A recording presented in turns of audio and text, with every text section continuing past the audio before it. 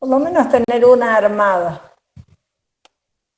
la que a uno más le guste, que incluya estos nuevos conceptos. Eso es lo que vamos a trabajar ahora un poquito.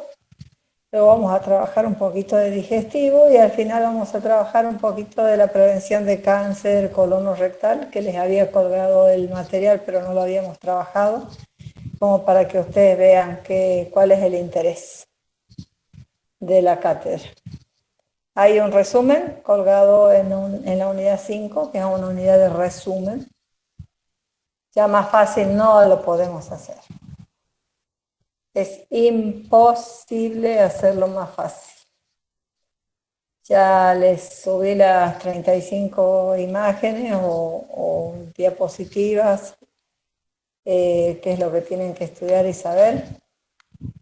Y de la parte de cardio están haciendo el curso y ahí salen las preguntas, así que también las vamos a trabajar el jueves, que es el último repaso. Vamos a trabajar respiratorio y cardio. Y bueno, prácticamente ya está. Estaría bueno que hayan visto, si no tienen superposición, de otra actividad para el jueves 5 a las 21 horas. Es así, avisen con un poquito de tiempo. Yo no tengo problema en hacerlo un poquito más tarde. No sé si en cuanto al horario más tarde ese día, tampoco habría problema, pero también si lo quieren hacer el 6 o lo quieren hacer el 7 o lo quieren hacer un domingo, no sé qué es lo que se les ocurre o necesitan.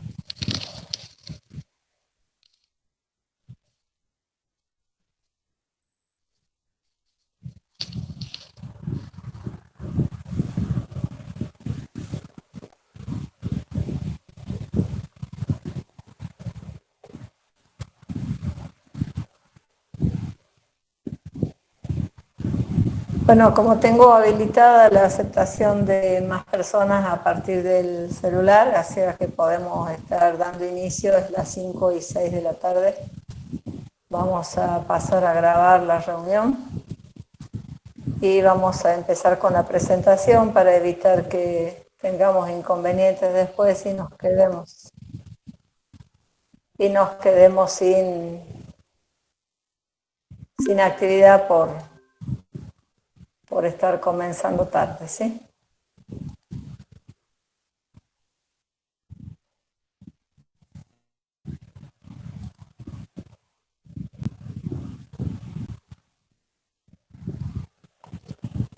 Bueno, esta sería la repaso unidad 1 y 3, tal como les venía diciendo. No sé si se ve la pantalla.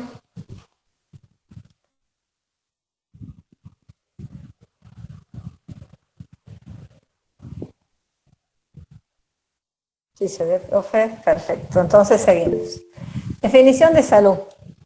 Bueno, nosotros todos conocemos de memoria la definición de la OMS, que dice que salud no es solo la ausencia de la enfermedad, sino el bienestar físico, mental y social. Pero esto viene cuestionándose hace rato, hace mucho tiempo que se viene cuestionando esta definición.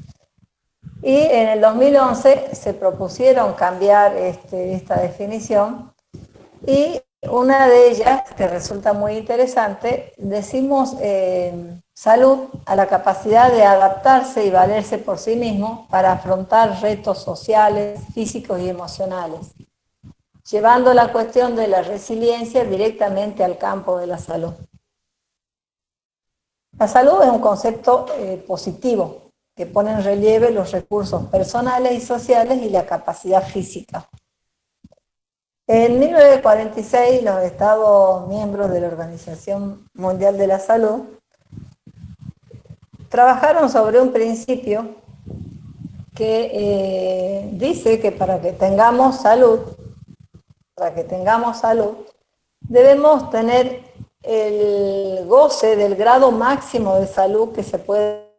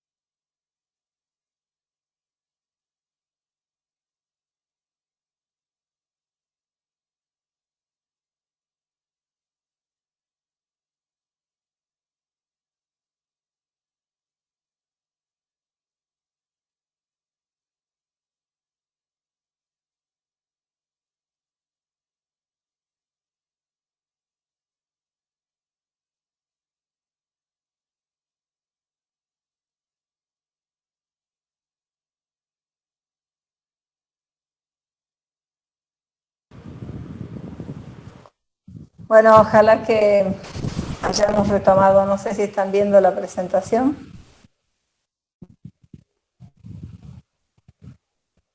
Yo me fui recién de la presentación, no sé si hay alguien allí. No se ve la presentación, profe. Bueno, vamos a ver cómo enganchamos con eso.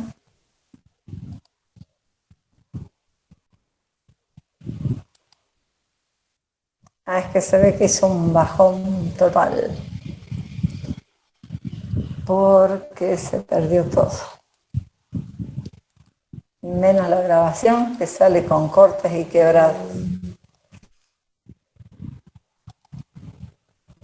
Ahora aparentemente se estaría compartiendo.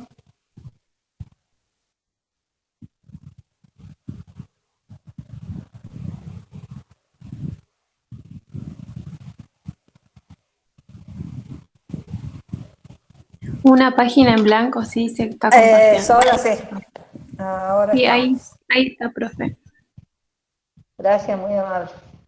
Entonces, la importancia de asegurar el grado máximo de salud que se pueda lograr al declarar, con el propósito de hacer realidad este derecho, los países deben procurar el logro de la universalidad, accesibilidad, integralidad, calidad e inclusividad de los sistemas de salud dispuestos para individuos, familias y comunidades. O sea que debe ser estar accesible, disponible, de manera integral, de calidad y a la que todos podamos acceder. Y esto es lo que se conoce como la cobertura universal de salud. Entonces, para lograr el mejor estado de salud que cada individuo se merece tener y puede alcanzar, es necesario contar con la cobertura universal de salud. Y esto comienza a trabajarse desde la declaración de Alma-Ata en el 1978. Viene cobrando impulso, se viene trabajando sobre el tema de la cobertura universal de salud y cobra impulso en todo el mundo en el año 2014. ¿Y en qué consiste la cobertura universal de salud? En la posibilidad de que los ciudadanos tengan acceso a servicios de salud independientemente de su condición social o económica y sin riesgo de atravesar dificultades económicas para el acceso. Todos sabemos que nosotros tenemos en nuestro país la cobertura universal de salud y es un motor esencial para el desarrollo de toda la región, para el desarrollo humano, para el desarrollo económico, para la productividad, el emprendimiento, el bienestar humano, el desarrollo social sostenible, para todas las condiciones que nosotros querramos desarrollar, parte de que todos contemos con salud y para eso con el acceso universal a la salud. Sabemos, y lo sabemos, esta profesora tampoco es inocente a eso, de que si bien el acceso universal a la salud es un derecho para todo ciudadano, también es cierto que hay algunas veces, algunas limitaciones que son ajenas a la política o a la idea desde el Ministerio de Salud, desde la Nación y desde la provincia. Hay a veces cuestiones inherentes a estupidez humana que a veces dificulta el acceso por distintas cuestiones estigmatizantes de las personas que desarrollamos nuestra actividad. Pero nosotros desde el espacio que nos convoca en este espacio de estudio, vamos siempre a decir que toda persona se merece el acceso a la salud y que desde el lugar que ocupemos, desde hoy siempre debemos bregar para que nadie sea excluido ni estigmatizado ni alejado de ese derecho esencial. ¿Qué es el acceso universal a la salud y la cobertura universal de la salud? El acceso es la capacidad de las personas para usar el servicio de manera integral, apropiado, oportuno, de buena calidad y cuando lo necesiten. Todo esto seguramente lo están trabajando con el profesor Macías en lo que es salud pública. Esto requiere intervenciones apropiadas desde el punto de vista cultural, étnico, lingüístico. También requiere tener en cuenta las diferencias en las necesidades según el género, la etnicidad y otras características, a fin de promover la salud, prevenir la enfermedad y ofrecer la atención a corto, mediano y largo plazo. Nuestro sistema de salud no es todavía tan inclusivo como debiera ser. Tiene en ese sentido algunas falencias que se van mejorando, que se van tratando, pero que todavía adolece de algunas fallas en ese sentido, sobre todo cuestiones de comunicación, no todos manejamos el lenguaje de señas, en cuanto a las cuestiones de género y demás que todavía no están siendo del todo reconocidas y bien tratadas. El acceso universal es la ausencia de barreras geográficas, económicas, socioculturales, institucionales y de género, y se logra mediante la eliminación progresiva de las barreras que impiden que todos puedan usar de manera equitativa un conjunto integral de servicios de salud.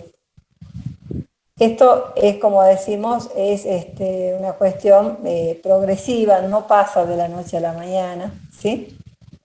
Es algo sobre lo que tenemos que trabajar, sobre lo que a mi generación le ha tocado trabajar bastante, pero a ustedes también les sigue tocando trabajar en este sentido. Para poder poner a disposición de manera equitativa la salud para todas las personas que la necesiten. La salud, concepto de importancia, es un concepto relativo. Esto sí me interesa que tengan en cuenta porque la salud es algo que tiene un equilibrio dinámico. Tenemos salud, perdemos la salud, recuperamos la salud, la podemos recuperar de manera igual al estadio anterior o con alguna diferencia, pero es un nuevo estado de salud, ¿sí? Y cambia desde las perspectivas biológicas, ecológicas y sociales. Desde la perspectiva biológica tenemos que tener en cuenta que nosotros tenemos cuestiones como variabilidad, normalidad y adaptación. La variabilidad está entre cada sujeto. Cada uno de nosotros tiene características propias, biológicas y también concepto de lo que es salud y a lo que estamos dispuestos a realizar y o a someternos para tenerla. La normalidad estaría definido porque lo que la mayoría alcanza. Esto es una cuestión estadística, digamos, si la mayoría tiene una glucosa de 80, la normalidad es una glucosa de 80. Y si tengo una glucosa de 70 o de 100, sería una anormalidad porque me salgo de la regla o de la norma. ¿Sí? Correrse un poco de la norma es la anormalidad. Y en lo que se refiere a la adaptación, es la capacidad de los individuos para adaptarse a los cambios. Y esto es cada una de estas cosas, la variabilidad, la normalidad y la adaptación es lo que hace que la cuestión de salud sea un concepto relativo.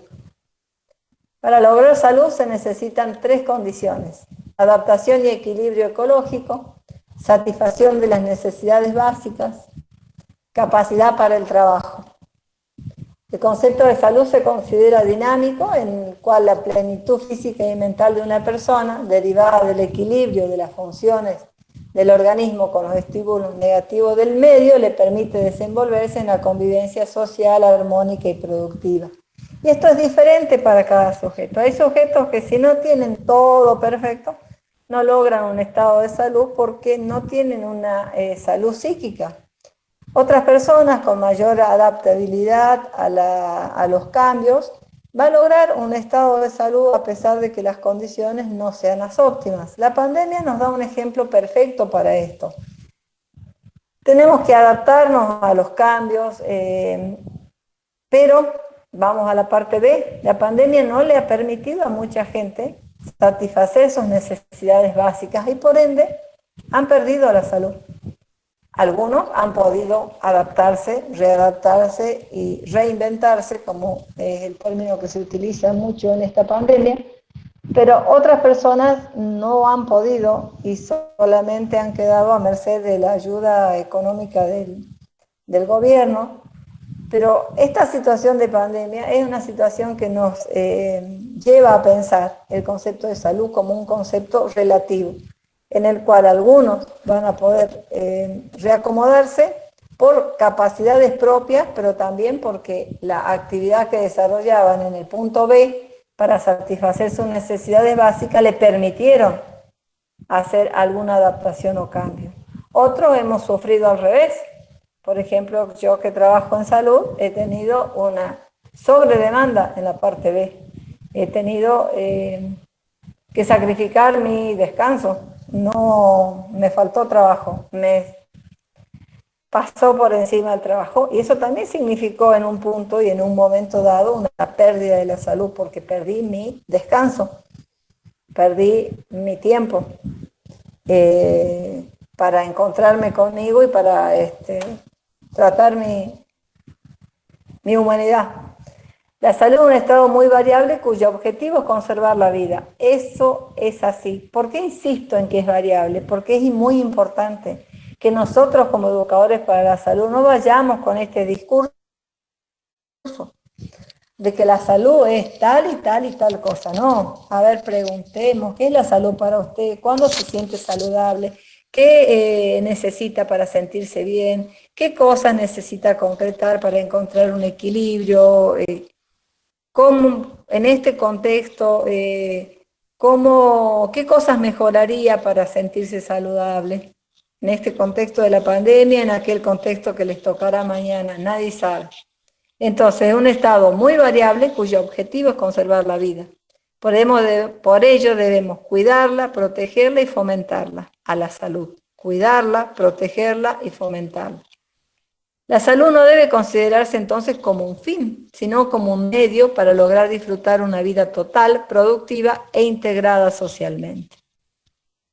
Entonces, la salud es un medio que tenemos que cuidar, proteger y fomentar para que permita a las personas lograr disfrutar una vida total, productiva e integrada socialmente. Asimismo, nos permite alcanzar el bienestar y una mayor calidad de vida e incrementar la esperanza de vida. Y también todas las personas debemos estar conscientes de las ventajas que implica tener salud. Y sobre todo como educadores para la salud. Entonces también es necesario reconocer, apropiarse del valor de la salud para poder ser buenos promotores de salud y buenos educadores para la salud. Bueno, la historia natural de la enfermedad del ser humano es cuando se encuentran agente y huésped en un ambiente favorable para que se produzca una enfermedad y no podemos realizar acciones de prevención primaria para evitarla en ese periodo prepatogénico en el que se aplica la prevención primaria, va a pasar a una interacción entre la agente y el huésped que puede provocar la pérdida de la salud porque cruza lo que es el horizonte clínico de las cuestiones de salud y van a aparecer entonces signos y síntomas y allí puede aparecer la enfermedad. De la enfermedad por inmunidad y resistencia, por la reacción del huésped, se puede recuperar la salud de nuevo.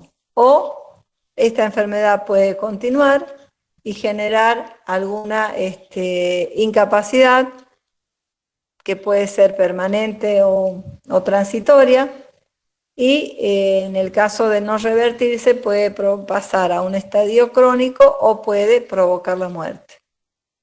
Entonces, la historia natural de la enfermedad es cuando se produce el encuentro entre el agente y el huésped en un ambiente favorable para el desarrollo de la enfermedad, siendo este el momento de la acción de prevención primaria o periodo prepatogénico, el cual, si no logramos revertirlo, pasamos al periodo patogénico, donde ya se debe aplicar la prevención secundaria, que es la del tratamiento, para poder lograr la recuperación en esa etapa, porque si no vamos a pasar a una tercera etapa, que es la etapa de la incapacidad o al estado crónico o la pérdida de la vida.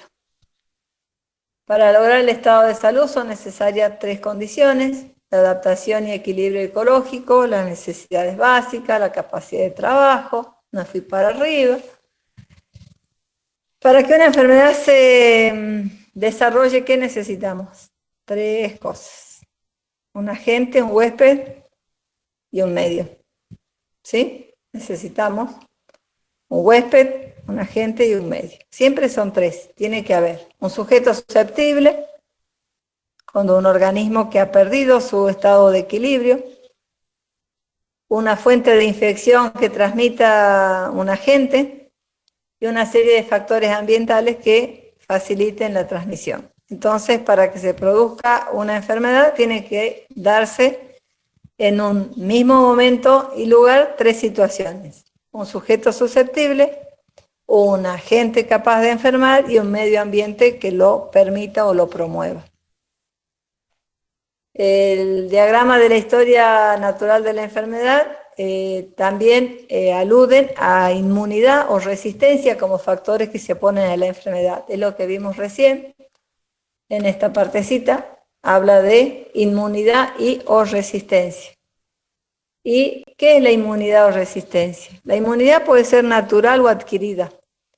Una inmunidad natural es la que nos viene transmitida de la madre al niño. Tenemos algunas cuestiones de inmunidad por enfermedades que ha tenido la mamá. Adquirida porque ha tomado contacto con un agente y se ha desarrollado inmunidad para eso. Y la resistencia es la capacidad natural que tiene un organismo para conservarse sin cambios debido a ciertos agentes patógenos. Se resiste, ¿sí? La inmunización es la inmunidad adquirida por las vacunas, es cuando el cuerpo recibe los antígenos y fabrica los anticuerpos. Y la inmunidad pasiva es una inmunidad en la cual el cuerpo recibe directamente los anticuerpos. Nosotros en este momento sabemos que a las personas que han tenido COVID les estamos pidiendo que en el periodo de convalecencia, 14 días después del alta, donen suero o plasma en esa sangre, a la cual después se le quita los glóbulos rojos y las plaquetas y nos queda el plasma o suero. Ahí están los anticuerpos, directamente los anticuerpos anti-COVID. Y eso es lo que se le transfunde a la persona infectada. ¿Por qué? Porque no tenemos una vacuna. Si tuviéramos una vacuna, le colocaríamos a la persona la vacuna, que son antígenos o pequeñas porciones del virus atenuado, para que al ingresar al cuerpo, el cuerpo reaccione fabricando anticuerpos. Le ponemos antígeno y el cuerpo fabrica los anticuerpos para que cuando entre el virus lo pueda atacar. Como no tenemos vacuna, lo que hacemos es recurrir a los anticuerpos que fabrican las personas que se enferman y directamente transfundirle a la persona los anticuerpos para, con eso, estos anticuerpos ya fabricados, tomen al virus y lo destruyan para evitar que pueda haber enfermedad. Entonces, la inmunidad natural es la que nos es transmitida por nuestra madre. La adquirida puede ser por habernos enfermado o habernos vacunado. La resistencia, nosotros somos resistentes a un montón de agentes patógenos porque no son capaces de enfermar al ser humano, esa es una resistencia. La inmunización es la fabricación de anticuerpos, es una inmunidad adquirida por una vacuna, se coloca el antígeno y se fabrican anticuerpos. Y la inmunidad de tipo pasiva es cuando directamente nos pasan los anticuerpos, como en el caso de la transfusión del suero del COVID, pero también está el caso de la vacuna antirrábica. Le llamamos vacuna antirrábica, pero en realidad no es una vacuna. No, perdón, está mal interpretado. La vacuna antirrábica sí existe, es el suero antiofídico. La vacuna antirrábica es una vacuna que genera inmunidad adquirida. El suero antiofídico es directamente los anticuerpos para la picadura de la víbora que tenemos. Está mal vacuna antirrábica, corrijan por favor, es suero antiofídico. Prevención primaria, secundaria y terciaria. La primaria, como vimos recién, se aplica en el periodo prepatogénico. Estas son como preguntas que pueden ir por ahí. ¿Qué incluye la prevención primaria? La promoción de la salud y la protección específica. La promoción es todo lo que es educación hacia la población, la planificación familiar, el saneamiento ambiental. Y la protección específica, las actividades específicas o particulares de atención como cartillas nacionales de salud, inmunizaciones específicas, promoción de dietas equilibradas y alimentación adecuada, higiene de los alimentos, ejercicio físico adecuado, programa de detección de enfermedades, control de contactos y demás. La prevención secundaria, en cambio, se aplica en el periodo patogénico y la terciaria se aplica en el periodo patogénico, pero luego de rebasar el horizonte clínico, o sea, cuando ya hubo enfermedad y ya es el tratamiento y la rehabilitación. Bueno, estas son las preguntas del material 1 que les había colocado, y de aquí sería muy importante que entendamos que vamos a hablar sobre las preguntas en el 1 y el 2, seguro, que les voy a preguntar sobre armen su mejor definición de salud. Le voy a poner quizás 3 o 4 frases para ver cuáles eligen, o les voy a colocar 1 o 2 definiciones para ver cuál les resulta más agradable. Quizás 4, de las cuales 2 no van de ninguna manera y 2 que sí, porque como dijimos es una construcción la definición de la salud, pero hay cosas que seguramente sí tienen que estar en esa definición. Así que analicen estas cuestiones que hemos estado viendo. ¿Qué entiende por acceso universal a la salud y cobertura universal de la salud? ¿Cuál es su importancia para la comunidad? Seguro que sí. La 3 y la 4 también. La 5 no, porque considero que es general. Y 7, 8 y 9 también. ¿Sí? Ya les dije 1 y 2, 3, 4, 7, 8 y 9. Elementos de la triada ecológica o triada epidemiológica son 3. Lo vimos recién, lo volvemos a repetir. Esto va a quedar sí o sí. Agente epidemiológico, huésped, ambiente. Agente, huésped, ambiente. Para que haya una enfermedad tiene que haber 3 cosas: agente, huésped, ambiente. El agente es el primer elemento de la tríada ecológica. Entre las características de los agentes tenemos que ver la patogenicidad, la infectividad, la virulencia, el poder antigénico o inmunogénico, la letalidad, la mutación. La mutación, por ejemplo, es lo que tiene el virus de VIH, que permanentemente muta y no nos está dejando hacer una vacuna. La patogenicidad es la capacidad que tiene de producir enfermedad. La infectividad y la virulencia tienen más o menos un concepto similar en cuanto a su capacidad de infección y la virulencia es la capacidad de producir enfermedad. El poder antigénico o inmunogenicidad es capaz de generar anticuerpos. La letalidad es la capacidad de mortalidad que tiene, de matar, y la mutación es cómo va variando y entonces nos deja sin posibilidades de vacuna. ¿Sí? Entonces la gente tenemos que considerar sobre él su patogenicidad, su infectividad, virulencia, el poder antigénico, la letalidad y la mutación. El segundo elemento es el huésped. Si el huésped es susceptible o no de contraer una enfermedad. Los huéspedes poseen, lo vimos recién, mecanismos de resistencia y mecanismos de inmunidad. Si esos mecanismos de resistencia o inmunidad están deteriorados, si la persona no está adecuadamente fortalecida, no es competente desde el punto de vista de la inmunidad, es más factible que contraiga una enfermedad. Eso lo vimos en tuberculosis. Si la persona no se enferma quien quiere, sino quien puede. Para poder adquirir tuberculosis es necesario tener un mecanismo de resistencia debilitado o una inmunidad deficiente.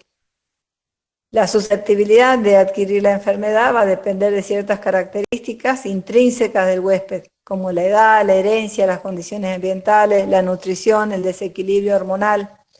En el caso del COVID, la susceptibilidad para adquirir la enfermedad está dada en primer lugar, o no en primero, ¿no? Por mencionarlos, no por darle un orden categórico. Las personas con diabetes y obesidad están dentro de las personas más susceptibles para adquirir el virus del COVID, seguido por las personas hipertensas, por lo que vimos el otro día, por los receptores ECA2, y va también un aumento de la posibilidad de daño del virus a mayor edad del huésped, y las condiciones ambientales y nutrición todavía no tengo información de cómo juega la nutrición. En cuanto a la vía de transmisión de la enfermedad, es decir que son varias, que puede ser la respiratoria, digestiva, urinaria, piel, mucosas. Muchas son las vías por las cuales puede ingresar el agente al huésped. El ambiente, que es el tercer elemento de la triada, los agentes infecciosos son capaces o no de llegar a los huéspedes, dependiendo de las condiciones ambientales. ¿Qué influye? El suelo, agua, viento, objetos, factores bióticos, animales, alimentos, los seres humanos, que actúan como vectores de la transmisión de la enfermedad. Si hay mosquito Aedes, pero no está infectado, si hay personas susceptibles a la picadura del mosquito, pero no hay mosquitos, el ambiente va a jugar, digamos, de manera fundamental. Yo también les explicaba que en la zona del norte, antes de toda esta movida del turismo, todo lo que es desde Humahuaca hasta La Quiaca, no había tuberculosis y estaba dado por la sequedad del ambiente.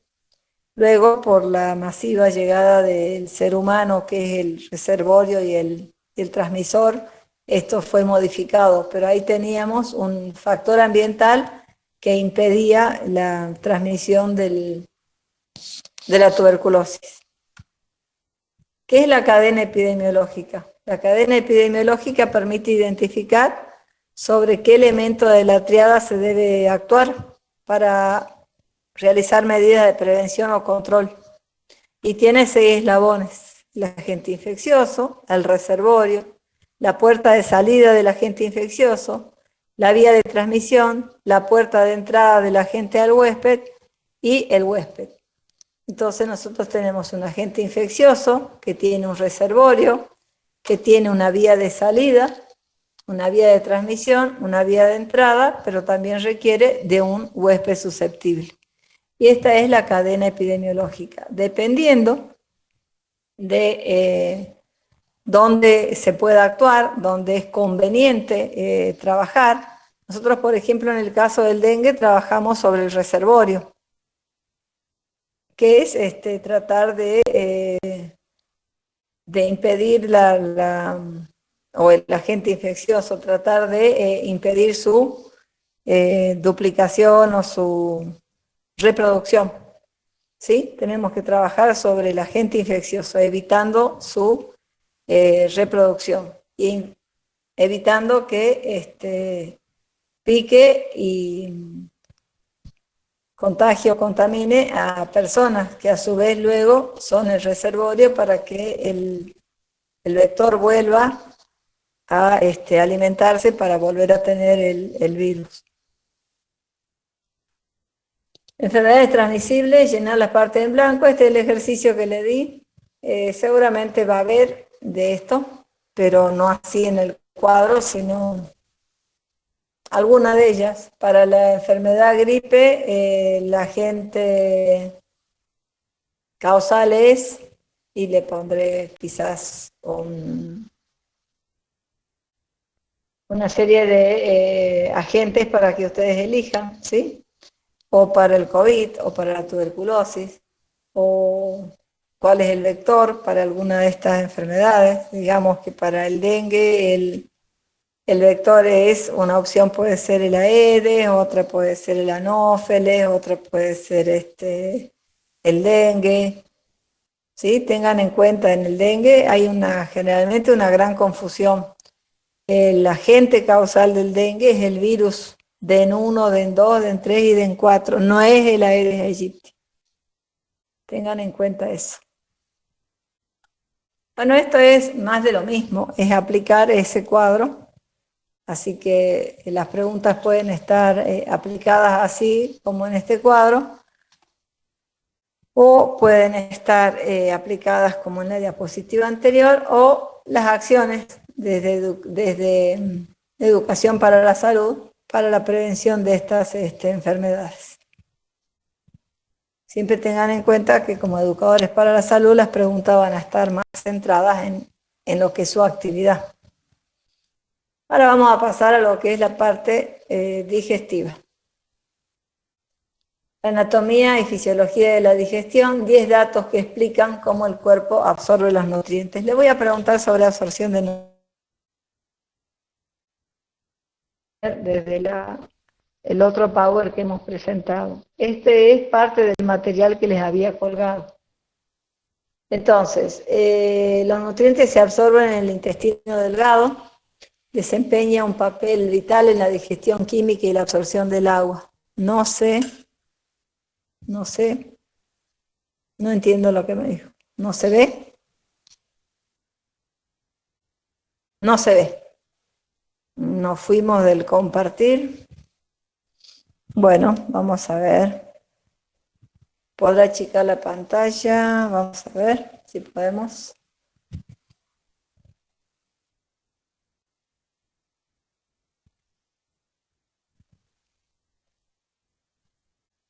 A ver, a ver.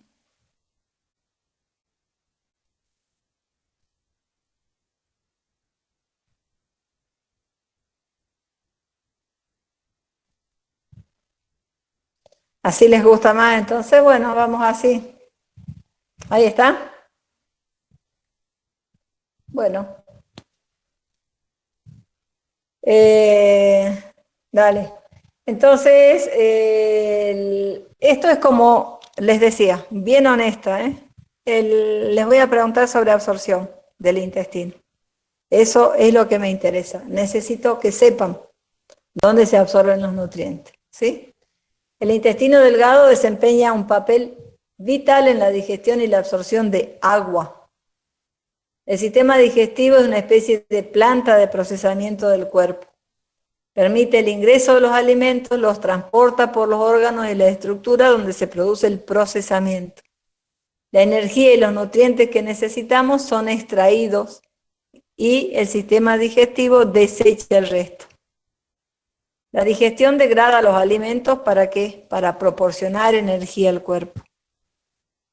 El sistema digestivo incluye estructuras de forma de tubos digestivos y los órganos accesorios a la digestión. ¿Se acuerda cuáles son? Páncreas, vesícula biliar e hígado.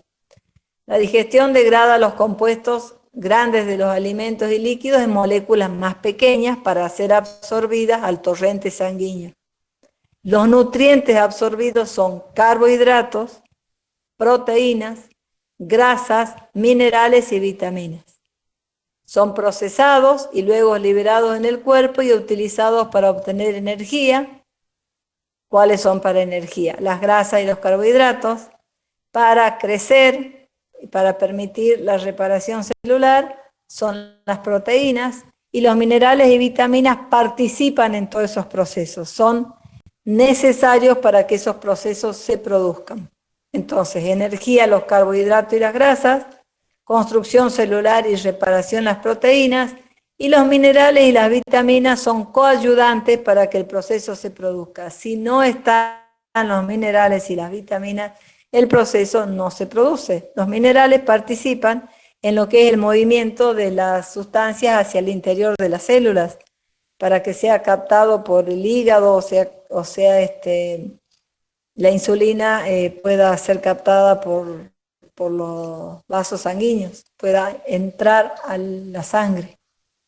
La digestión es un proceso de 6 pasos. 6 actividades más importantes del sistema digestivo son la ingestión, entra el alimento; la propulsión, es empujado a través de él; la degradación mecánica, se rompe en pedacitos; la digestión química, ya se produce otro tipo de ruptura de tipo enzimática, en pequeñas partes para que pueda ser absorbido, y lo que no se utiliza es eliminado.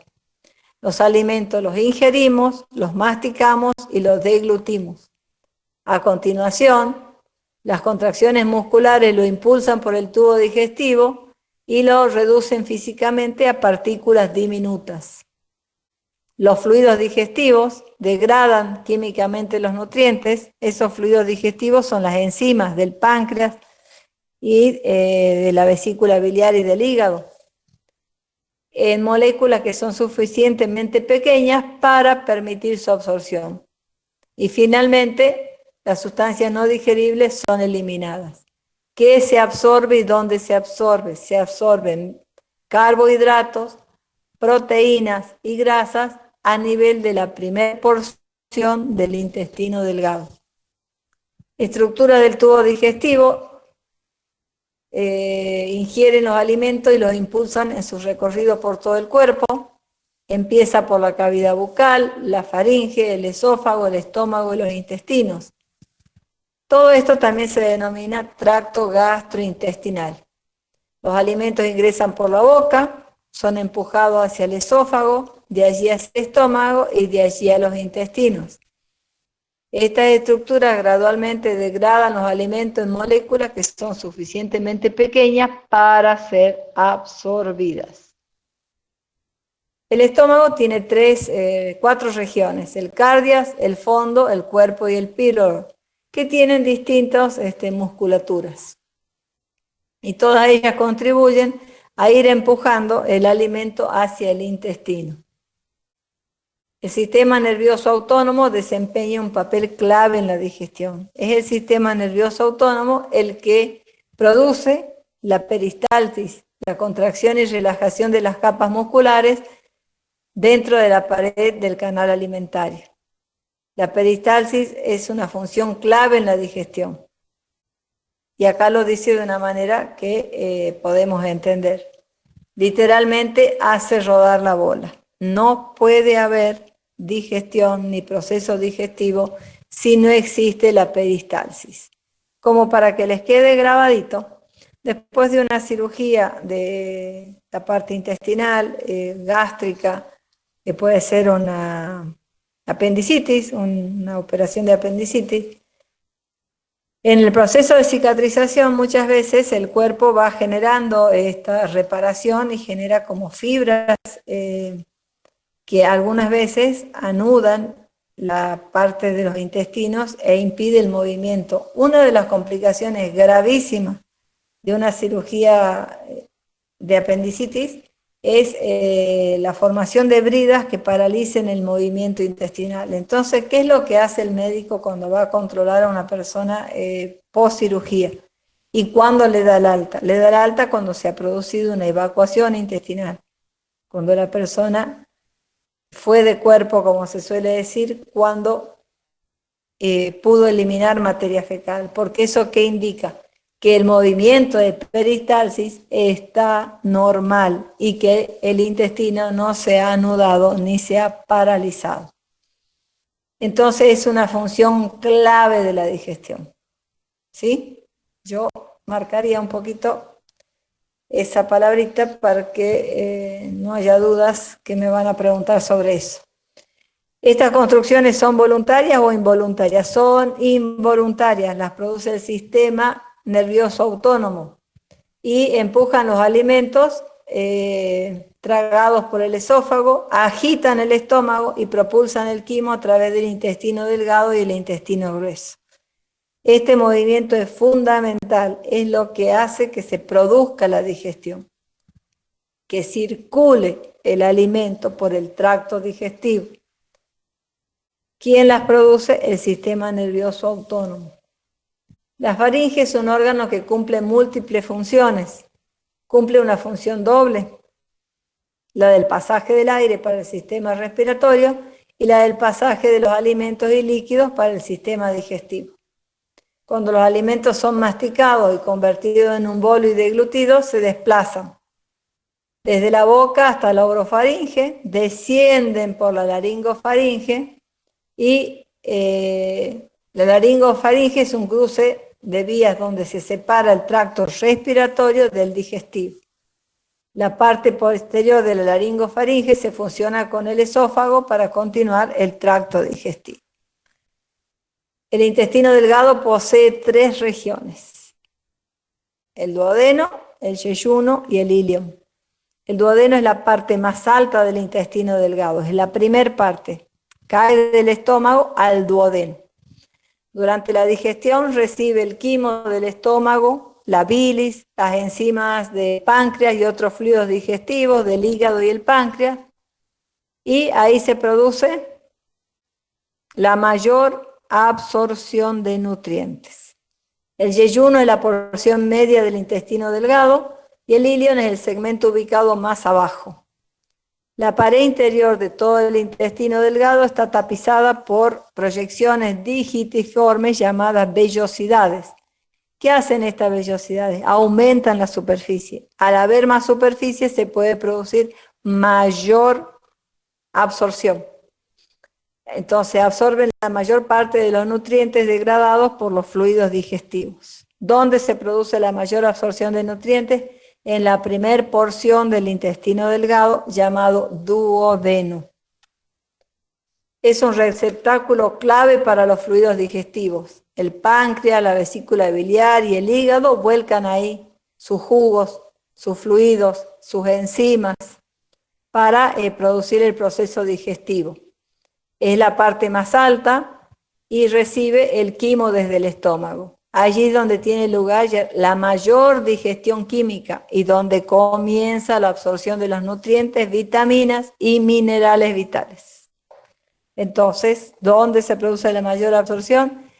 En la primera porción del intestino delgado llamada duodeno. Justamente allí vuelcan sus enzimas y sus jugos y todas sus sustancias para procesar a los alimentos que hemos ingerido y romperlos en sus moléculas constituyentes, todos los líquidos de la vesícula, el hígado y el páncreas, transformando las proteínas en aminoácidos, los lípidos en colesterol y ácidos grasos y los hidratos de carbono en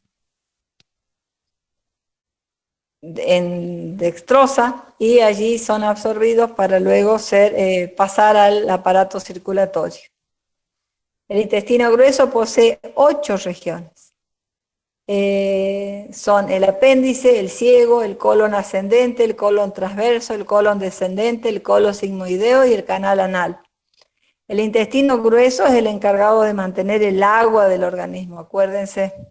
Agua, electrolitos y vitaminas que aún permanezcan después que el quimo pasó por el intestino delgado. Y también se produce la fabricación de la vitamina K, que es fundamental para evitar el sangrado. La vitamina K participa en la coagulación sanguínea. Compacta y almacena temporalmente las heces para la defecación. Los jugos digestivos degradan químicamente los alimentos que se desplazan por el tubo digestivo. Las glándulas salivares secretan amilasa, que degrada el almidón.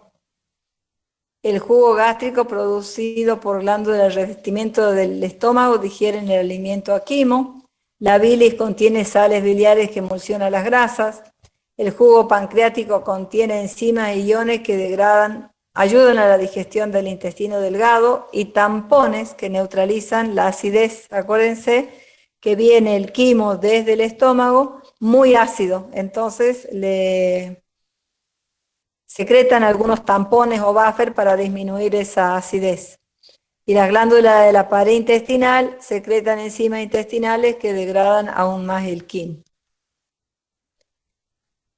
Aquí, de la parte digestiva, hay que recordar que el estómago secreta el factor intrínseco. Recuerden esa partecita, voy a ver si se los agrego para la que le cuelgo para estudiar. Yo voy a anotar ahora que tengo que hacer una corrección, que es el suero antiofídico. Y acá en la parte digestiva me falta poner en la parte del estómago el factor intrínseco.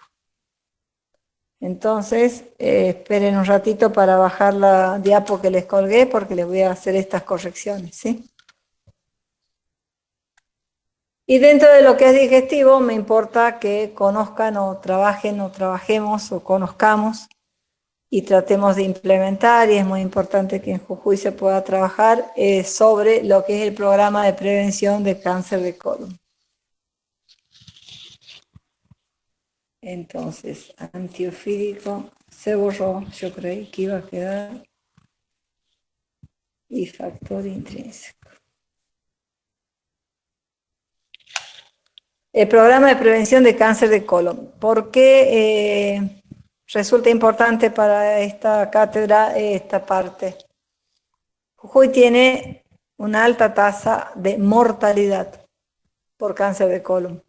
No tiene más casos, pero sí tiene más muertes, lo que significa que tiene menos prevención primaria, menos actividades de promoción y de prevención de la patología de este tipo. Se fue la imagen. Ahí volvió. Es fundamental recomendar la consulta médica a todas personas en las siguientes situaciones. ¿Cuándo toma importancia? Esto sí, grábenlo, anótenlo. ¿Cuándo toma importancia el programa de prevención de cáncer de colon? A partir de los 50 años. Acá podemos hacer un pequeño raconto, un pequeño paréntesis y algunas recomendaciones. Las mujeres, a partir de los 40, tenemos que pensar en la posibilidad de desarrollar un cáncer de mama, por eso hay que hacerse una mamografía. El Papa Nicolau hay que hacérselo a partir de los 25 años, medianamente ahora es la recomendación.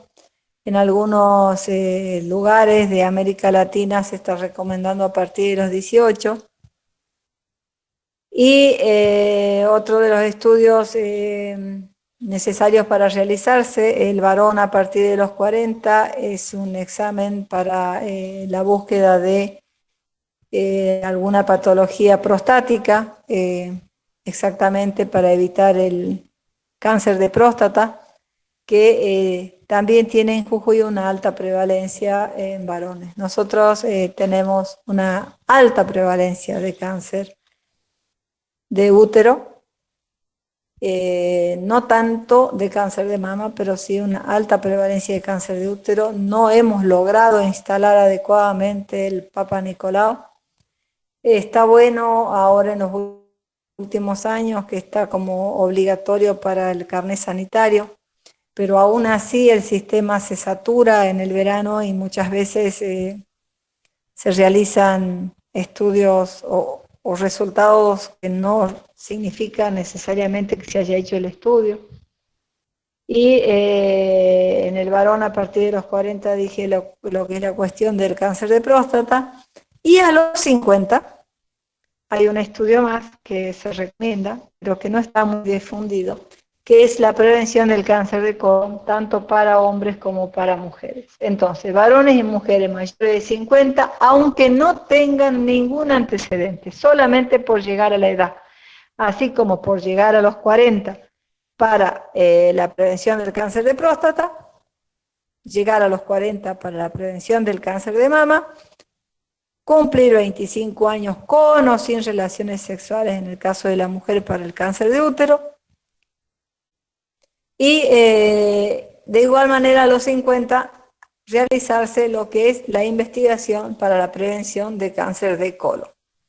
Las personas con enfermedad inflamatoria intestinal lo deben hacer en cualquier momento sin importar la edad, y todas las personas, aunque no tengan síntomas, que tengan antecedentes personales o familiares de pólipos o cáncer colonorrectal.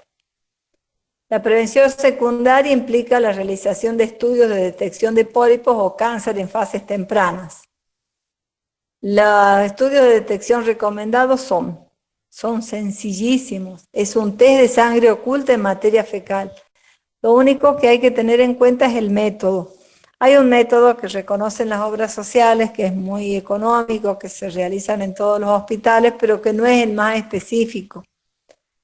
Ese da falsos positivos, como todo método de screening, pero como se le quita importancia, por ahí termina siendo negativo a la realización.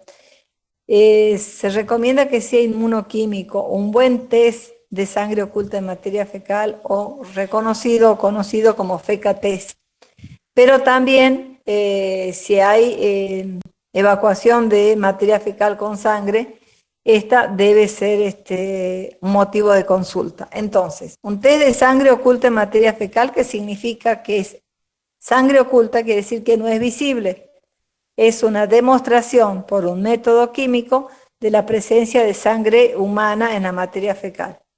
Si hay sangre visible, obviamente recoger una porción donde esté la sangre y llevarla al laboratorio. Varias son las causas que pueden generar la aparición de sangre oculta en la materia fecal. Entre ellas, los pólipos o el cáncer colonorrectal. Los pólipos son pequeños crecimientos hacia la luz del intestino que tienen una pared más débil y que eso provoca sangrado. Una ventaja de este examen de la sangre oculta en materia fecal es su simpleza, y que se puede comprar el test en la farmacia y realizarlo en su propia casa. Las pruebas inmunoquímicas para detectar sangre en materia fecal son las más específicas. Por eso decía que sean inmunoquímicas, no la sangre oculta común, porque esta inmunoquímica solo detecta sangre humana. Los que se venden en la farmacia y que se puede hacer el autotest son de este tipo. La realización de este test cada 2 años, ¿sí? Anual o bienal. Lo que se hace es lo siguiente: se hace la consulta, se aplica el test, y si da negativo, se repite nuevamente al año, y después ya se puede hacer cada 2 años, ¿sí? ¿Cómo se hace? Llegado a los 50, se hace un test de sangre oculta en materia fecal. Si da negativo, al año siguiente se vuelve a hacer otro sangre oculta en materia fecal, y si da negativo, ya a partir de ahí, si no hay ningún otro síntoma, lo puedes repetir cada 2 años. La colonoscopía es un estudio endoscópico que mediante un tubo flexible con una cámara permite examinar minuciosamente el colon y el recto. De esta manera posibilita la detección y la extirpación de los pólipos o la detección del cáncer. ¿Quiénes la realizan? Personal entrenado y especializado, el gastroenterólogo. Requiere preparación del intestino, en general con sedación, para lo cual la persona no siente nada. En el mismo estudio se pueden extirpar los pólipos o estos crecimientos que se dan hacia la luz, previniendo el cáncer colonorrectal. El método de elección en pacientes sintomáticos y para las personas con test de sangre oculta en materia fecal positiva es el método de elección, la colonoscopía, ya que permite la visualización directa de toda la mucosa colonorrectal para la detección de los adenomas del cáncer en etapas tempranas. La edad óptima para la única colonoscopía es a los 55 años de edad. A los 50 se hace el test, si da negativo lo repite al año, si da negativo lo repite a los 2 años, pero al llegar a los 55 se hace una colonoscopía, ¿sí? No se debe realizar ni antes de los 50 ni luego de los 75. Esa es la manera en la cual realizar este tipo de control. Hay otros que la sigmoidoscopía, la radiografía de colon por enema, la colonoscopía virtual, que es aparte de cortes tomográficos, pero nosotros nos vamos a centrar en esto: sangre oculta en materia fecal y colonoscopía. También la rectoscopía, que en el caso de la colonoscopía revisa casi toda la porción del intestino, pero si hay dudas de que el sangrado es de la parte baja, se puede hacer una rectoscopía que tiene la misma característica que la colonoscopía, pero que sumada a las dos permiten ver todo el tramo del tracto gastrointestinal.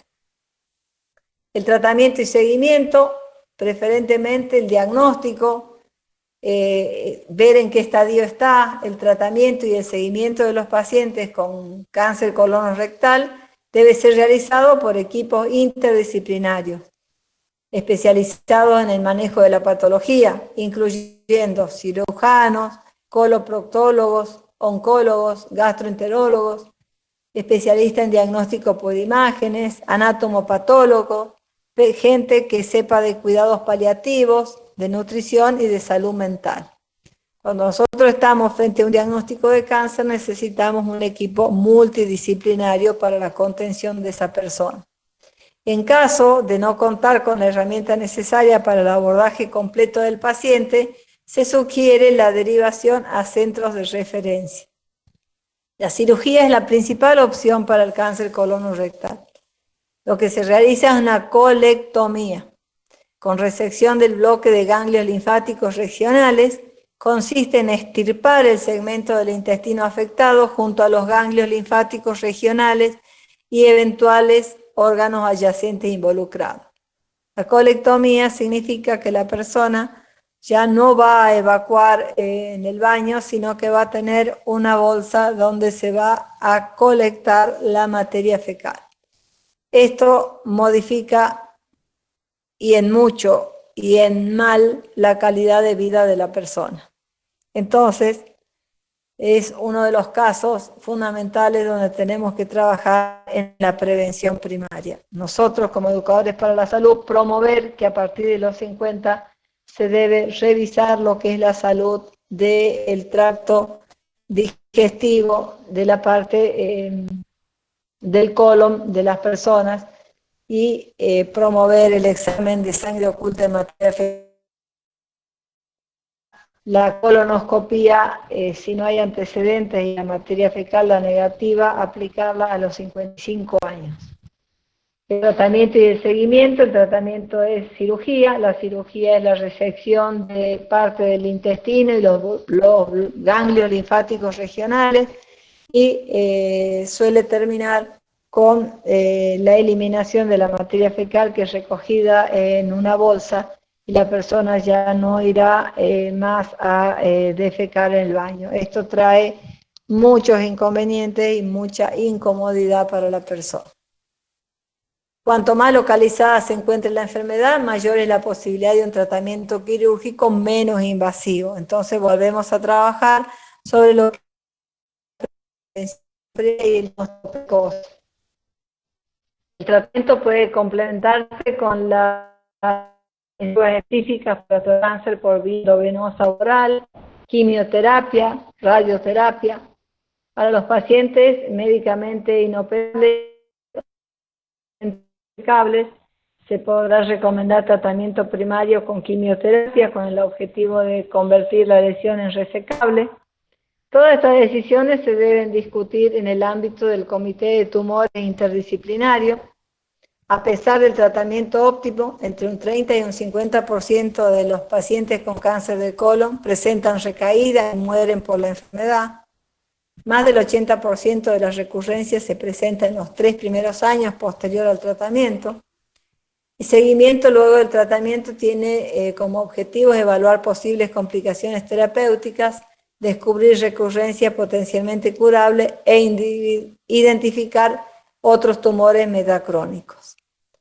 Existen cirugías menos invasivas, esta de que no necesariamente vaya a terminar en una colectomía. Generalmente tienen esta cuestión de que la colectomía saca todo, puede eliminar todo el cáncer y sus raíces, mientras que otro tipo de alternativas por ahí no son tan radicales en cuanto a la eliminación del tumor. Y ahí viene lo que se llama la elección de calidad de vida. Tamizaje en población general, criterios de inclusión para el estudio. ¿A quién voy a incluir en el tamizaje para evitar el cáncer colonorrectal? Personas de ambos sexos entre 50 y 75 años, sin antecedentes personales o familiares, sin síntomas que puedan relacionarse con patología colónica. Para el tamizaje en población general se establece como la estrategia más apropiada el test inmunoquímico de sangre oculta en materia fecal, lo que le decía, un test específico para encontrar sangre oculta humana en materia fecal. Hace mucho hincapié la bibliografía en que el test sea inmunoquímico, les vuelvo a explicar. También se puede detectar sangre oculta en materia fecal simplemente agregándole agua oxigenada a la materia fecal. Durante mucho tiempo ese fue el test que se realizó. Pero es un test que requiere, para que tenga valor, que la persona realice una dieta previa de 3 días, sin comer carne, sin comer verduras de hoja y sin comer yema de huevo. ¿Cuántas de las muestras llegaban al laboratorio después de esas indicaciones? 1 de cada 10. Si la persona tiene que hacer tanto esfuerzo para hacerse un análisis, encima no le está pasando nada, no está sintiendo ninguna cuestión de pérdida de la salud, menos que menos va a hacer ese esfuerzo. Entonces, estaba el pedido, pero no se concretaba. Ahora,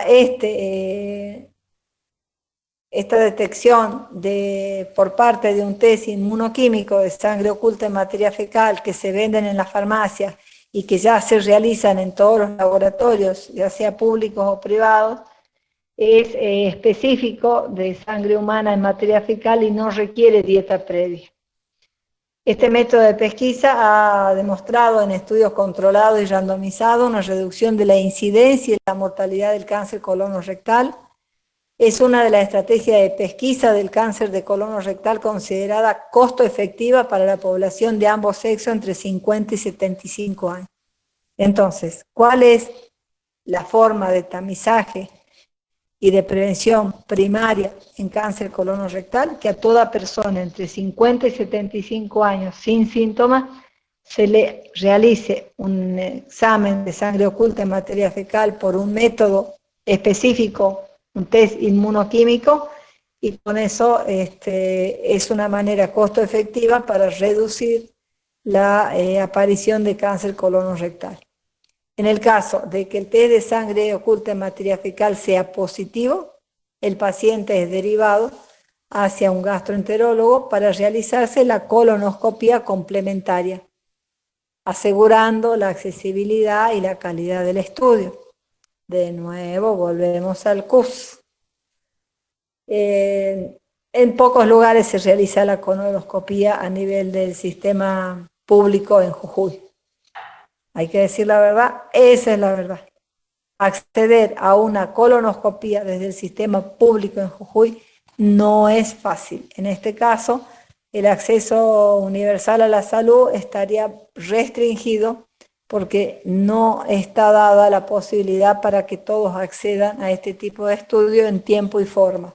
Hay demoras, se realiza únicamente en San Salvador de Jujuy y tiene algunas limitaciones de acceso. En el caso del que el test, la colonoscopía, si en la colonoscopía hay hallazgo patológico, se hará tratamiento y seguimiento individualizado por patología de acuerdo a las normas vigentes. Puede ser que se encuentren pólipos y que en el mismo proceso de realizar la colonoscopía sean extraídos y con eso esté controlada la situación y se lo cite al paciente para un tiempo después para control. Los grupos con riesgo incrementado, criterios de inclusión, ¿cuáles son las personas con riesgo incrementado? Con antecedentes personales de pólipos adenomatosos o cáncer colonorrectal, personas con antecedentes familiares de adenomas o cáncer colonorrectal, personas con antecedentes de poliposis adenomatosa familiar u otras poliposis colónicas, personas con antecedentes de enfermedad inflamatoria intestinal, personas que cumplan criterios de cáncer colonorrectal hereditario no asociado a poliposis, síndrome de Lynch. La estrategia de prevención y detección temprana es para este grupo la consulta médica en una consejería de evaluación de antecedentes y riesgo, llevada adelante por gastroenterólogos o médicos clínicos entrenados que se harán una estratificación de riesgo de los individuos, establecerán los estudios de tratamiento correspondientes, el seguimiento de los pacientes será un nodo fundamental del registro del programa. El Hospital Soria tiene un programa muy interesante de prevención de cáncer colonorrectal, del cual está a cargo el doctor gastroenterólogo Pablo Suárez, y realiza una actividad bastante intensa, o la realizaba antes del coronavirus. Este corona nos llevó, nos alejó de algunas buenas prácticas. Acá lo que tenemos es un diagrama de las pautas para atención. En los CAPS, las personas asintomáticas de más de 50 años sin antecedentes, se le indica un test de sangre oculta en materia fecal. Si el resultado es negativo, le decimos que lo repita al año. Este es como el resumen, lo que tienen que saber, ¿sí? Persona de 50 años sin antecedentes, se le realiza el test de sangre oculta en materia fecal, el resultado es negativo, le pedimos que vuelva al año y le repetimos la sangre oculta en materia fecal. Si la persona sin síntomas se le realiza el estudio de sangre oculta en materia fecal y resulta positivo, pasa a consejería para que acepte lo que sigue, que es la colonoscopía, y la colonoscopía puede resolver la situación o puede tener que ser derivado a cirugía porque ya está más compleja la situación. Y si tenemos una persona con riesgo incrementado, se le debe aplicar consejería y se solicitarán los estudios correspondientes de acuerdo a la situación. Quizás en este caso, si el riesgo es incrementado, tenga acceso a la colonoscopía antes que este grupo que no presenta síntomas. La implementación del Programa Nacional de Prevención y Detección del Cáncer Colonorrectal se aplica en distintos niveles de atención de salud, cumpliendo cada uno una función dentro del circuito: captación, diagnóstico, tratamiento y seguimiento. En el primer nivel, en los CAP y en los hospitales, prevención a través del tamizaje de sangre oculta en materia fecal a hombres y mujeres entre 50 y 75 años. En los casos positivos, colonoscopía, derivación a consejería para evaluación y antecedentes de riesgo, detección de personas con riesgo elevado de cáncer colonorrectal, derivación a consejería, en el primer nivel. Vamos al segundo nivel, análisis de riesgo de las personas y su familia a través de una entrevista de evaluación de antecedentes familiares y personales, derivación para exámenes y eventuales tratamientos y seguimiento del paciente, y la consejería, que puede estar en el hospital de referencia del segundo nivel como en su hospital en el primer nivel. El tercer nivel es la realización de métodos de estudio y tratamiento necesarios. Y el cuarto nivel es la coordinación de las diferentes unidades, programas, capacitaciones a todos los equipos involucrados, monitoreo, evaluación de los programas. La estrategia, los 3 pasos para prevenir el cáncer colorectal. El primer paso es encontrar a mujeres y hombres de 50 años o más sin síntomas ni antecedentes. Y aplicarles ¿qué?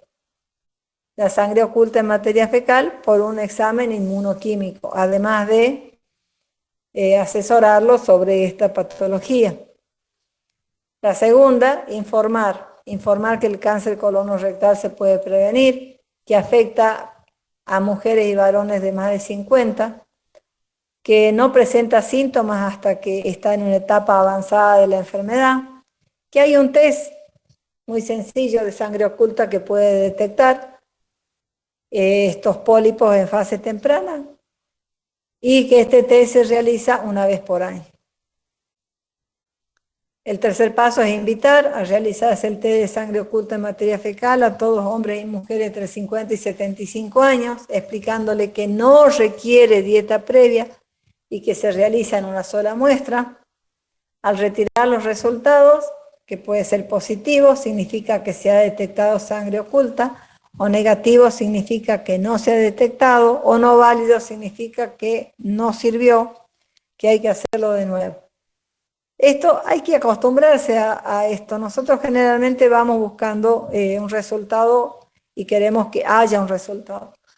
Puede haber muchas cosas en una situación de laboratorio en las cuales quizás no hay un resultado. Hay un mensaje de una nueva muestra, porque no fue adecuada la cantidad, la forma, o porque simplemente el test no reaccionó como se esperaba. Ante un resultado positivo se recomienda realizar una colonoscopía para conocer las causas del sangrado, una nueva prueba de sangre oculta en materia fecal en el caso negativo para el año siguiente, y las personas que tienen antecedentes familiares de cáncer o pólipos deben consultar al médico sin importar la edad. Las personas que tienen síntomas, sangrado o cambios en forma habitual de evacuar el intestino, dolor abdominal o rectal frecuente, anemia o pérdida de peso, deben consultar. Una de las cuestiones que produce el cáncer colorectal es esta: un cambio en la forma habitual de evacuar del intestino. Si normalmente la persona tenía evacuaciones 1 o 2 diarias, puede pasar un periodo de constipación o puede pasar un periodo de diarrea con mucho dolor abdominal o rectal frecuente. A veces se confunde con lo que es el dolor de la parte de las hemorroides, que es la inflamación de las hemorroides en el último tracto del aparato gastrointestinal. Lo último que vamos a ver para el repaso es el tema de la diabetes. Sí o sí va a haber preguntas de la diabetes. ¿Qué es la diabetes tipo 1 y qué es la diabetes tipo 2? Lo principal que deben saber es que la tipo 1, insulino dependiente, hay un déficit absoluto de la insulina, que puede estar dado por destrucción de las células del páncreas o autoinmune, mientras que en la diabetes tipo 2 hay un déficit parcial o relativo de insulina, que puede ser por insulinodeficiencia, insulinoresistencia, y puede estar asociada a factores hereditarios. Entonces, diferencia: 2 tipos de diabetes: diabetes mellitus tipo 1, diabetes mellitus tipo 2. Diabetes mellitus tipo 1, ausencia total de insulina. Por eso es insulino dependiente, quiere decir que se le debe administrar la insulina de manera exógena o externa.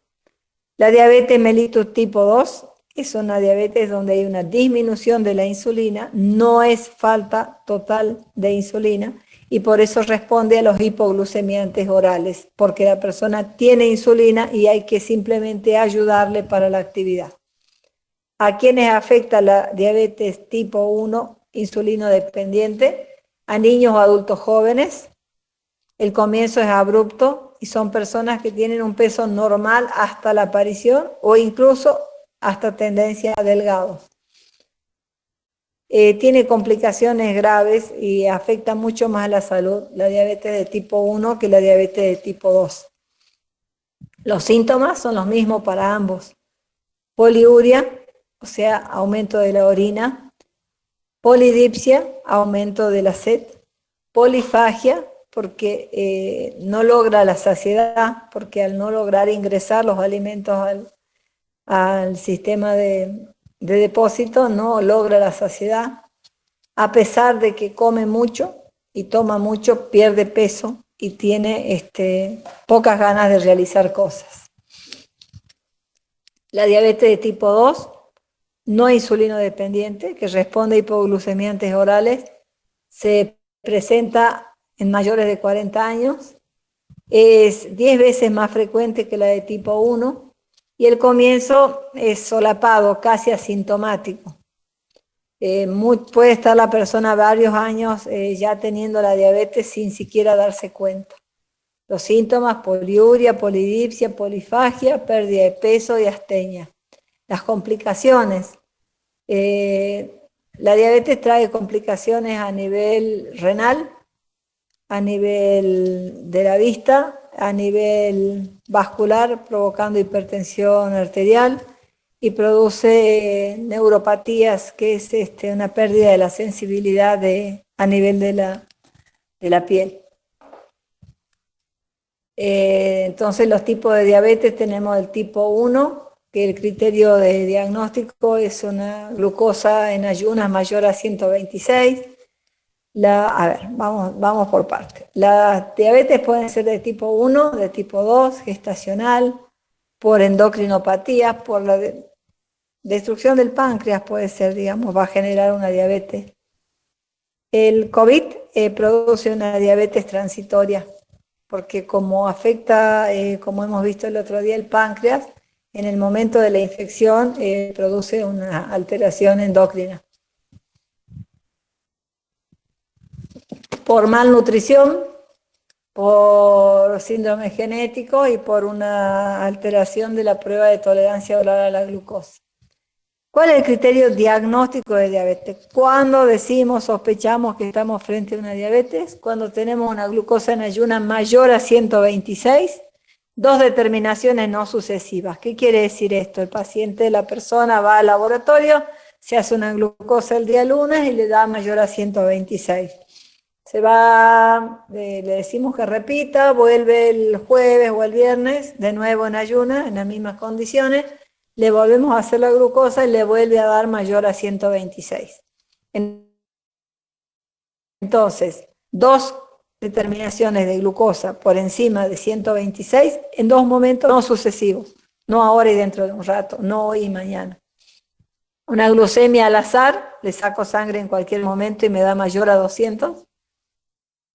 Una prueba de tolerancia oral a la glucosa alterada. ¿Qué significa?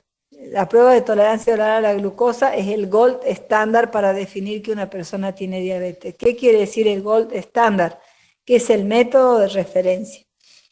La persona se presenta en ayunas, se le suministra 75 gramos de glucosa y se le vuelve a sacar sangre 2 horas después. Por eso dice acá, si 2 horas después da menor de 140, es una prueba de tolerancia normal.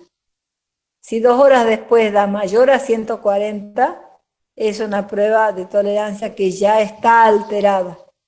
Y si después de las 2 horas da mayor a 200, ya directamente es diabetes. Ese es el diagnóstico. El tratamiento, bueno, volvemos a retomar el tratamiento de lo que veníamos aplicando en las cardiovasculares y en las respiratorias y en todo este tipo de enfermedades, que es educación y promoción de la salud, un plan alimentario adecuado, actividad física y los fármacos que correspondan, ya sea para la tipo 1 va a ser la insulina, para la tipo 2 pueden ser hipoglucemiantes orales, aun cuando las personas con diabetes tipo 2 en algún momento pueden pasar al consumo, a la utilización o a la necesidad de insulina, como ya vimos. Entonces, criterio de diagnóstico: 2 glucosas por encima de 126 o una al azar mayor de 200 o la prueba de tolerancia oral a la glucosa alterada. siempre para establecer si estamos o no frente a una diabetes, se aplica esta prueba de tolerancia oral a la glucosa porque es el método de referencia. Es necesario que sepan esto. Este tipo 1, el déficit absoluto, este tipo 2 que todavía conserva, que esta se da en niños, que esta se da en adultos, que los síntomas son poliuria, polidipsia, polifagia, pérdida de peso, que las complicaciones de la diabetes son renales, en los ojos, en la parte circulatoria, provoca hipertensión y provoca neuropatías cutáneas. Que existen distintos tipos de diabetes, la tipo 1, la 2, la gestacional, que es la que se produce durante el embarazo, que remite con el nacimiento del bebé, pero que es un antecedente. Esa persona ya tiene ese antecedente de diabetes y debe tratarse, cuidarse y proceder como si tuviera diabetes, aun cuando se normalice la glucosa posterior al parto. Otras causas son endocrinas, mala nutrición y por síndromes genéticos como el síndrome de Down, de Turner. En todos estos casos tiene una prueba de tolerancia anormal. Es anormal cuando después de las 2 horas da mayor a 140 y ya es diabetes cuando después de las 2 horas da mayor de 200. Con esto estaríamos terminando lo que he intentado, como les estaba diciendo, deben conocer toda la info resumida aquí, que sería estudiar para poder contestar las preguntas. Y voy a hacer otras 36 placas entre respiratorio y cardiovascular, incluidas las preguntas del HARS, para que con eso tengan todo el material que deben conocer para poder responder la evaluación del primer parcial que vamos a tener el día 5 a las 21 horas. A través de 30 preguntas multiple choice, posiblemente sea el examen de 1 hora de duración. Esto es subido ya, pero acuérdense que me va a dar un ratito para que lo corrija y lo va a subir porque tiene a la vista 2 errores. Voy a dejar de presentar y voy a dejar de grabar, así hacemos las preguntas. Bueno, acá tengo una profesora, a ver qué dice.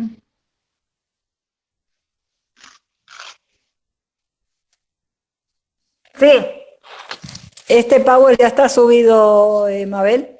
Lo que tiene un error, 2 errores. Déjeme corregirlo, ¿sí? Lo vuelvo a subir corregido. Tiene 2 errores. Uno, que está mal decir que no existe la vacuna antirrábica porque sí existe. Y que quise poner antiofídica, la que se utiliza para las víboras. Esa no es una vacuna, sino que son directamente los anticuerpos. Y el otro error que tiene, que lo anoté por aquí, y que se voló por el ventilador, es uno que le marqué hace un ratito que ya lo tengo registrado para corregirlo y volverlo a subir. Esto es lo que tienen que estudiar. Lo del factor intrínseco. 2 cositas. La del factor intrínseco, que se produce en el estómago, que es esencial para la absorción de la vitamina B12 para no tener anemia. Lo de la vitamina K en el intestino grueso y lo del suero antiofídico como manera pasiva de administrar anticuerpos, que también lo hacemos ahora con el COVID. Lo que hacemos es tomarle muestra de sangre a personas en el momento de convalecencia, o sea, 14 días después de dados el alta, verificando que no tengan PCR positiva y que tengan una buena cantidad de anticuerpos. Y ese suero o plasma con los anticuerpos se le transfiere de manera pasiva a las personas que están pasando la infección para que tomen directamente los anticuerpos y se defiendan. ¿El cáncer de colon puede llegar a ser hereditario? Sí, sí hay familias La predisposición a tener cáncer de colon es hereditario. Hay un marcador tumoral para cáncer de colon que se puede determinar su presencia en grupos familiares, que es la tendencia de esa familia a tener cáncer de colon. Sí, es absolutamente hereditario. Por eso hablábamos de personas con factores de riesgo y sin factores de riesgo. Las personas con factores de riesgo para cáncer de colon son aquellos que ya tienen manifestaciones gastrointestinales como sangrado, pero también juega un rol muy importante los antecedentes familiares.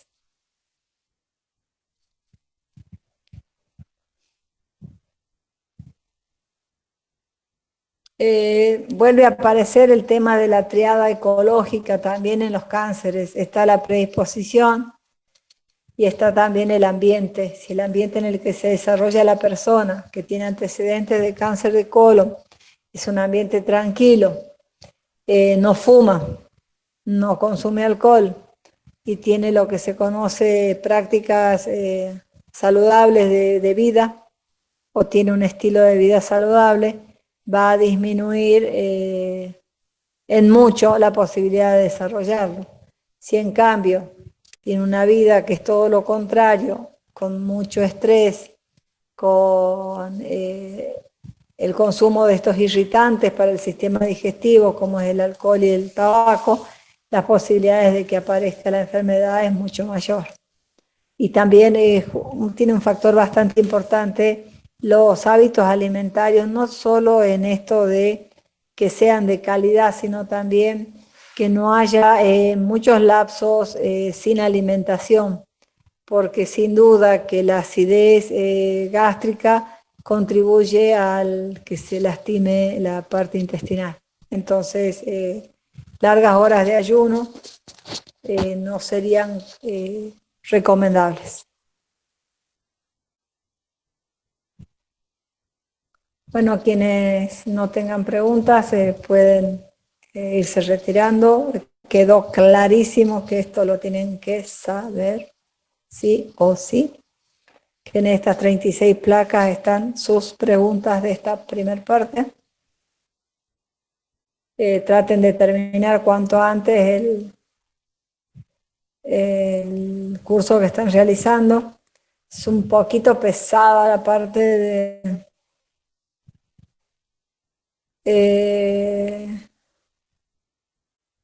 poquito pesada la parte de grupos y la parte final del curso. Incluso hay algunos módulos que no están. ¿Qué se tiene que tener en cuenta al momento de una persona si le administra insulina? Bueno, la insulina tiene que estar absolutamente indicada. La insulina debe ser conservada en frío. El lugar de colocación de la insulina debe rotarse. Y lo que hay que tener muy en cuenta cuando la persona comienza con la insulina es el control de la glucemia para que no haga hipoglucemias. Eso es, digamos, en el inicio hasta que la persona aprenda a administrarlo.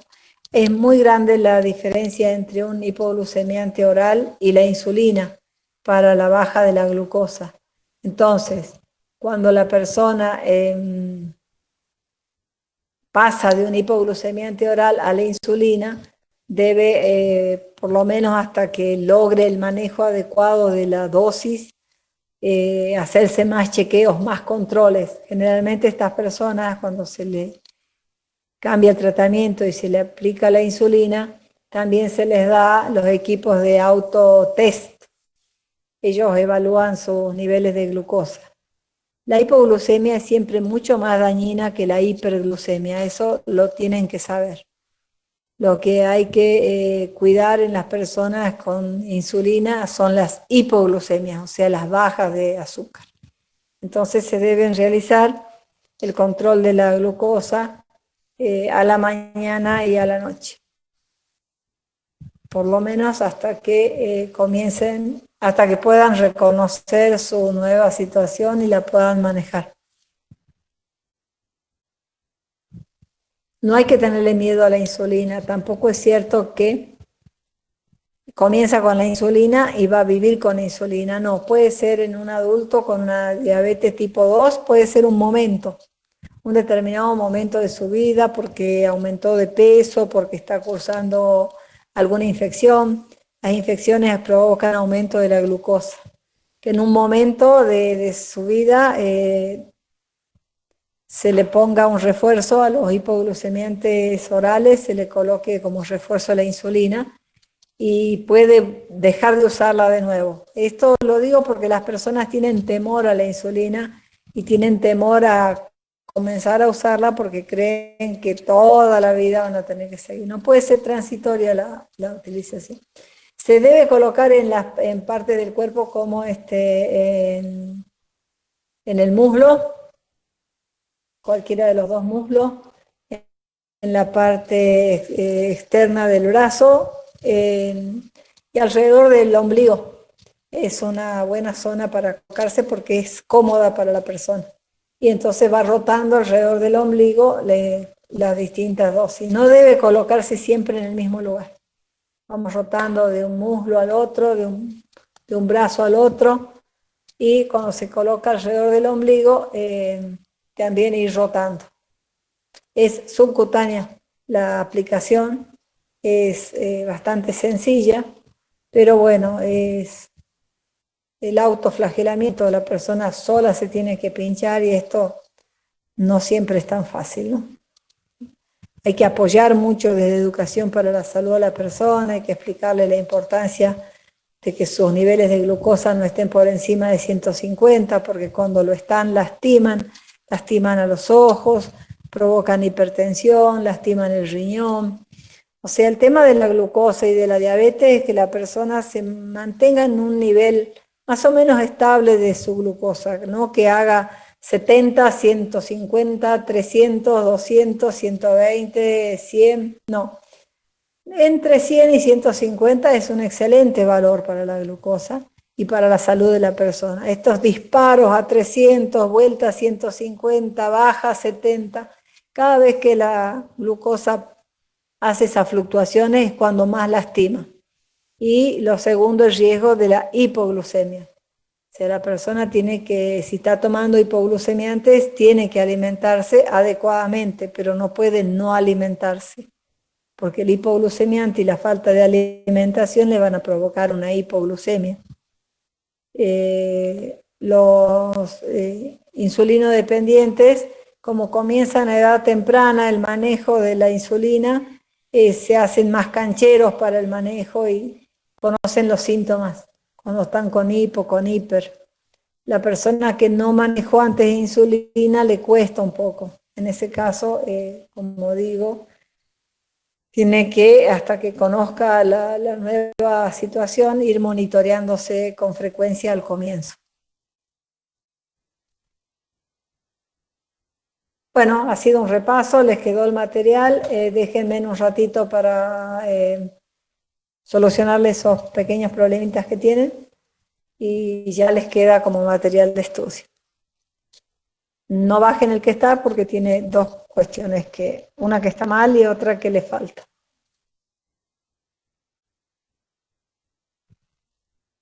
¿Más preguntas? Bueno, el jueves vamos a tener la misma mecánica, vamos a hacer el repaso de las otras dos unidades y con eso ya tienen todo el material para estudiar y una semana para hacerlo, porque la evaluación sería justamente el jueves siguiente. Cualquier cosita que les surja, consensúan, entienden y no quieren el jueves que viene, me estarían avisando. Adelantarlo no puedo, solamente puedo atrasarlo porque hay gente que ya recibió información que la evaluación es el jueves 5 a las 21 horas. Entonces no se puede adelantar. ¿Está claro? Bueno, ha sido con algunos sobresaltos de nuevo la presentación, pero en líneas generales bastante más tranquila que otras. ¿Sí? Profe, buenas tardes. Buenas tardes. Tengo una duda o un desconocimiento acerca de los cursos que nos dijo que hagamos. yo entré y bueno, ahí son 14 módulos que hay que hacer y fui haciéndolos. No sé cómo se piden los certificados, si se te pide cuando uno los finaliza. Yo recién creo que hice 3 o 4 módulos, En el pero 8, que va... ¿Cómo? sí, sí, en el número 8, terminado el número 8, obtiene lo que se conoce como el certificado A. Ah, perfecto. Sí, sí, pues yo lo iba haciendo y no entendía porque se termina con la evaluación todo y no entendía cómo se seguía. Entonces, bueno, recién en el 8 es cuando se recibe el certificado. Sí, hay 2 módulos que no están en la parte teórica, por lo menos ayer no estaba la parte teórica del 7, del 6 y del 7, o del 7 y el 8, pero igual le deja seguir avanzando, no se desesperen. Ajá. Les dice ahí que hagan otros ejercicios del mismo módulo, aunque no esté la parte teórica, y les permite seguir avanzando.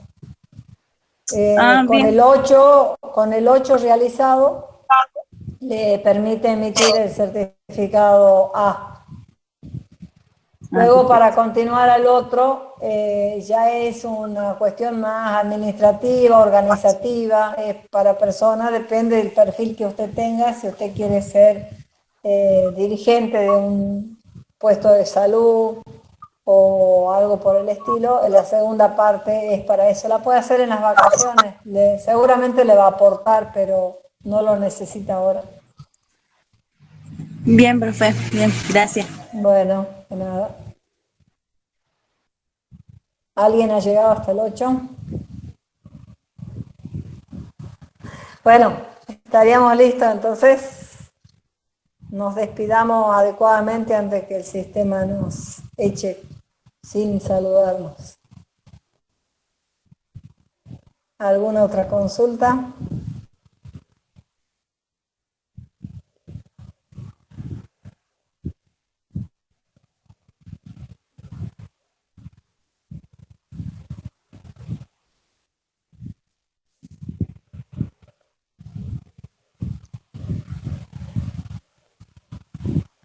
Bueno, nos vemos en la próxima clase. Chao, hasta luego. Adiós.